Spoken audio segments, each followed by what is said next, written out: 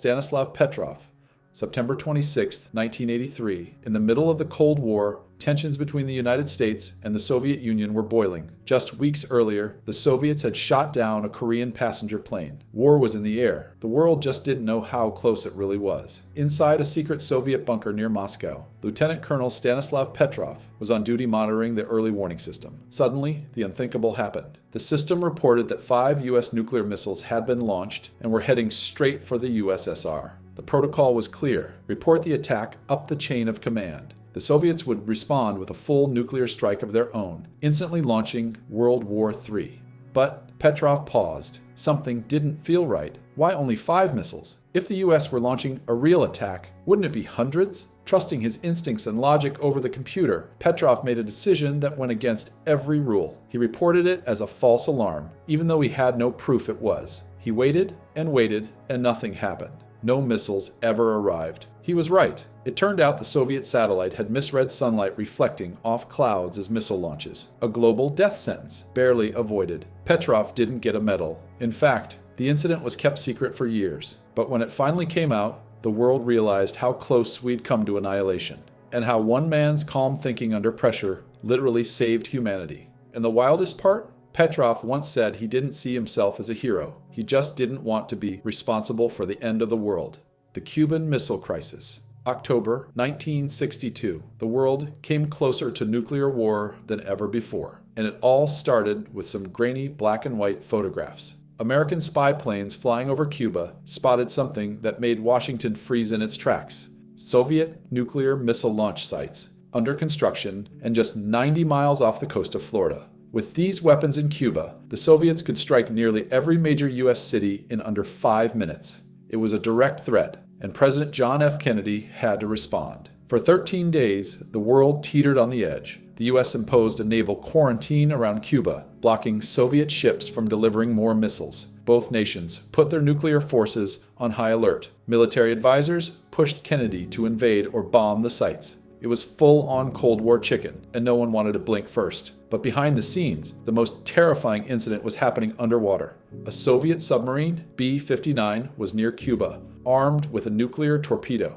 American ships began dropping practice depth charges to signal it to surface, not knowing the crew was losing oxygen and completely out of communication with Moscow. Believing war might have already started, the submarine's captain ordered the launch of the nuclear torpedo. But one man on board, Vasily Arkhipov, refused to authorize it. He had veto power, and he used it. That decision might have saved hundreds of millions of lives. Had that torpedo been launched, the U.S. would have retaliated with full force. There would have been no going back. Eventually, a secret backdoor deal ended the crisis. The Soviets would withdraw their missiles from Cuba, and in return, the U.S. would remove its own missiles from Turkey, but quietly to save face. The world exhaled. And it all came down to one terrifying truth. Nuclear war was stopped not by governments, but by individuals refusing to push the button.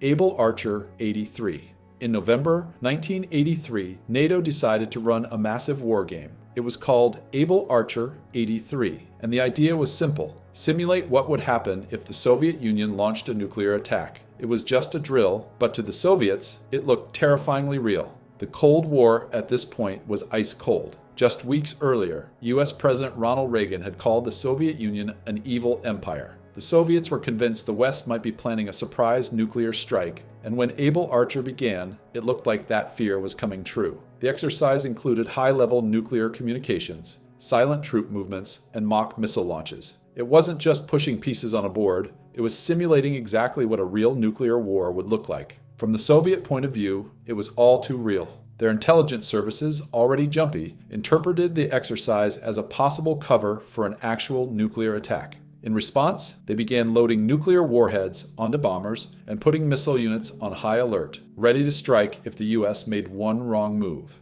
But here's the scariest part. The U.S. had no idea the Soviets were reacting like this. The West thought it was business as usual. Meanwhile, on the other side of the Iron Curtain, commanders were sitting with their fingers on the button, convinced the end of the world might begin any second. If one U.S. plane had accidentally strayed off course, we could have seen the world go up in nuclear flames, all over a training exercise. When Western intelligence learned later just how close the Soviets had come to launching, they were stunned. The war game was never meant to be a bluff, but it nearly became the spark. Able Archer proved one thing. Sometimes the closer you pretend to war, the easier it is to accidentally start one.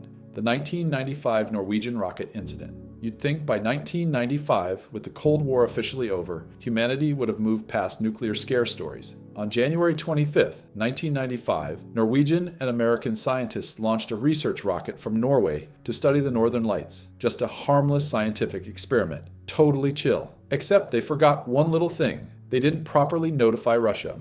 Within moments of launch, Russian radar systems detected what looked eerily similar to a nuclear missile, one that could have been fired from a U.S. submarine in the North Sea. It followed the same trajectory. It had the same radar signature, and it was heading straight toward Russia. Alarms went off inside Russia's early warning centers. Analysts scrambled. Military leaders called the Kremlin. And suddenly, Russian President Boris Yeltsin was handed the nuclear briefcase, the infamous Chiget, containing the codes to launch a retaliatory strike. Here's the terrifying part. This was the first and only time that the Russian nuclear briefcase was ever activated in real time. Yeltsin and his generals had just minutes to decide if they were under attack. The entire Russian nuclear command was on edge, running through procedures. Yeltsin later said he stared at the radar screen, waiting to see if more missiles would follow, which would confirm it was a real attack. But none came. This was just one rocket. The clock kept ticking, but Yeltsin held off. Finally, confirmation arrived. The rocket was a Norwegian research mission,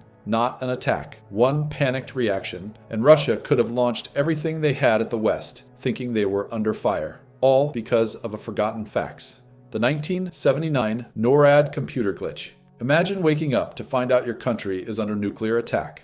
Not from an enemy, but from a computer glitch. That's exactly what almost happened on November 9th, 1979, deep inside NORAD, the U.S. military's central hub for monitoring incoming threats. At 3 a.m., operators suddenly saw the worst-case scenario pop up on their screens. Hundreds of Soviet nuclear missiles were flying straight toward the United States. The Cold War was still very much alive, and U.S. officials took no chances. Within minutes, bombers were scrambled into the sky, nuclear silos were prepped for launch, and military hotlines rang nonstop. The U.S. National Security Advisor was shaken awake and told, "This is it, we're under attack." Panic buzzed through command centers. Generals prepared to retaliate. But here's where it gets terrifyingly stupid. There were no missiles. Not one. No launch. No warning. Nothing. So what triggered the mayhem? A training tape. Someone had accidentally inserted a simulation reel, a scenario designed to practice nuclear response, into the main computer system. But that system wasn't in a training room.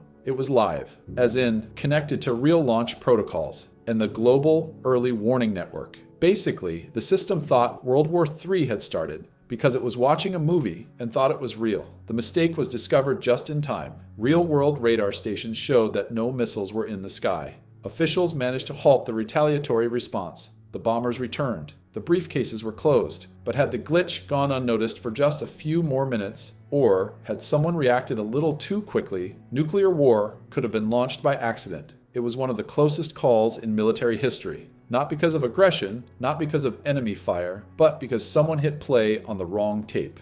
The Goldsboro nuclear bomb accident.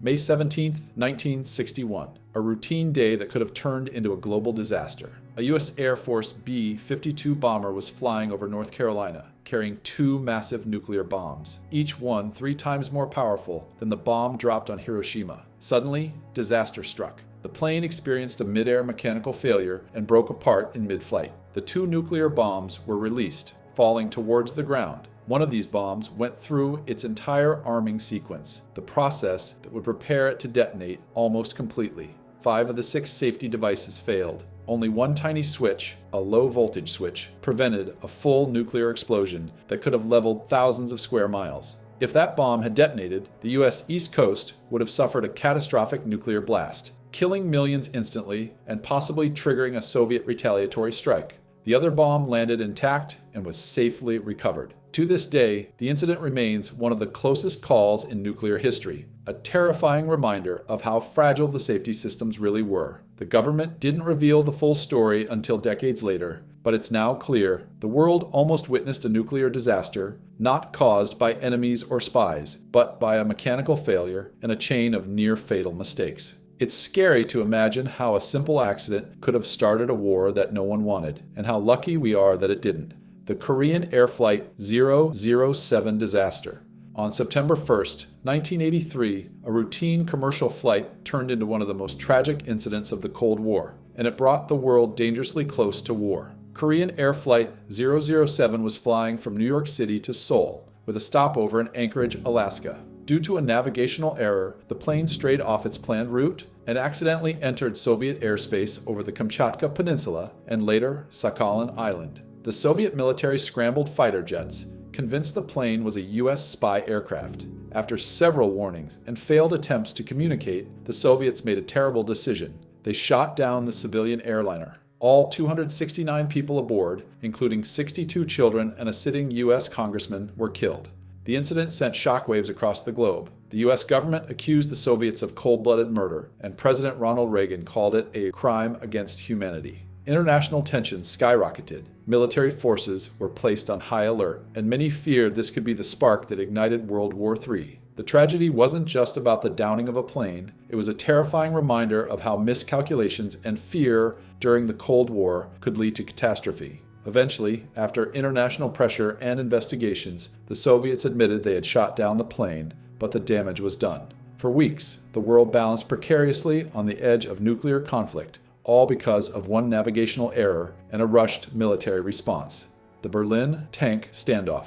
October 1961. The Cold War was at one of its tensest moments. Berlin, a divided city deep inside Soviet-controlled East Germany, was a hotbed of political friction and danger. At Checkpoint Charlie, the famous crossing point between East and West Berlin, American and Soviet forces found themselves facing off in what became a hair-trigger standoff.